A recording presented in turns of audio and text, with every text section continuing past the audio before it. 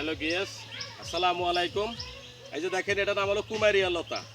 চেনেন? কোনো কোনো গ্রামে কোনো কিছু কয় যে কাটা কাটা আলা। দেখেন এই যে পাতাটা, গাছটা চেনেন নাকি? এই যে কুমারিয়া লতা, এটি কিন্তু সাপে খায়।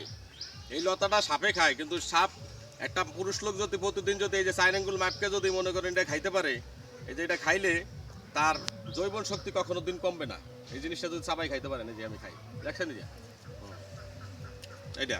আর এটা একটা ফল হয়, এটা একটা ফল হয়। এই ফলটা যদি মনে করেন কোনো লোকে যদি প্রতি সকাল বিকাল যদি মনে করেন 2 টাইম যদি এই ফলটা খাইতে পারে লোকে, তাহলে তার জীবনে এসে 10টা পুরুষের শক্তি সে পাবে।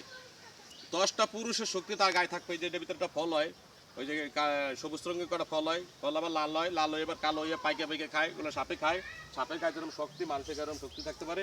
এগুলোর নাম সেই কুমারী লতা। দেখছেন এই যে কুমারী লতা, এই যে কুমারী লতা, এগুলো খায় সাপে। এগুলো খাইলে অনেক শক্তি থাকে, চামড়া জীবনে হবে না, অনেক শক্তি থাকবে গায়ে, শরীরের ভিতরে। বুঝছেন? ইয়েস, ধন্যবাদ।